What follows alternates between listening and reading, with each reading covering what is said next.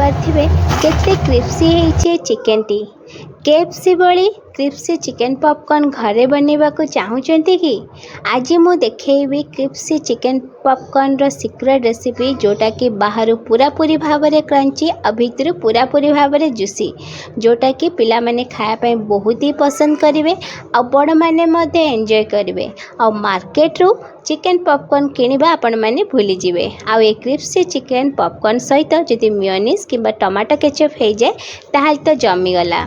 Hello friends, welcome to my channel. आज मु आपण मानो पई नै आछि क्रिप्सी चिकेन पॉपकॉर्न रो रेसिपी।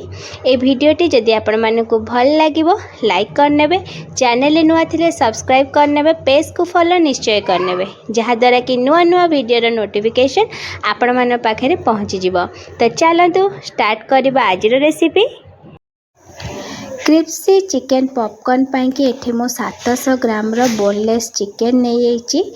चिकेन को आमे छोट छोट पीस करी काटिकी रखी नबा।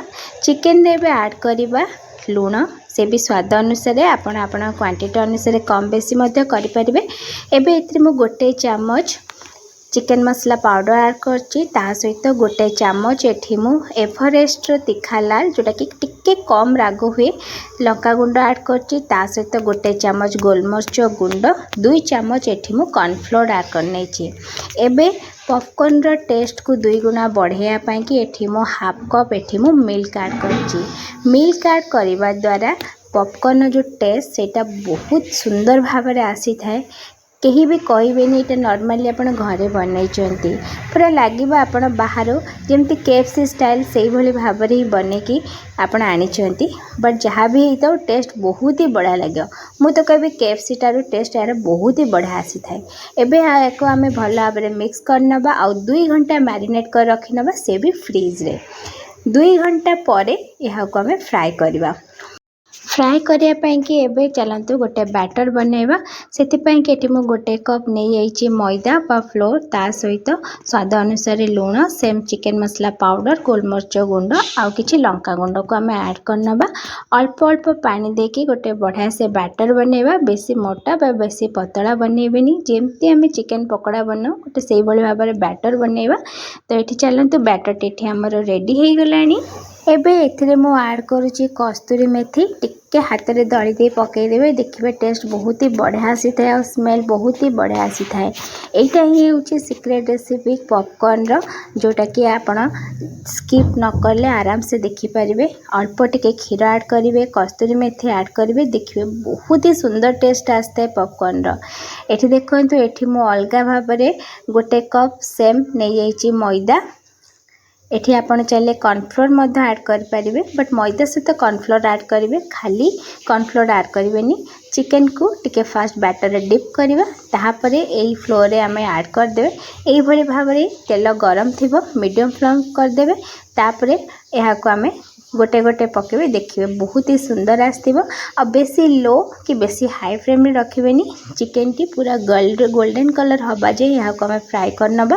देखिए पूरा क्रिप्सी है कि बाहरिबो आ केते सुंदर कलर मध्य आसीबो। बेसी लो फ्लेम में रखिबे, टाइम लागिबो, तेल भी मध्य टाणिबो। आ हाई कर देले चिकेन टी कुक हबनी, बट जल्दी हो जिवो आउ क्रिप्सी मध्य हेबनी। तो आपण मीडियम फ्लेम रे रखिकी ही कुक करेंगे, जेहेतु मैरिनेट हो जाइए जल्दी चिकेन कुक हो और क्रिप्सी मध्य बढ़िया भाव आसीबो। तो एठी हमर देखि पार्थिबे फ्राईटी रेडी हो गलानी। एबे चलंतु एहा को आमे गोटे प्लेट रे रखि नबा और एई भली भाव रे सेम प्रोसेस रे सब चिकेन गुडी को रखि नबा। तो देखि पार्थिबे केते सुंदर कलर आ केते क्रिप्सी होईची।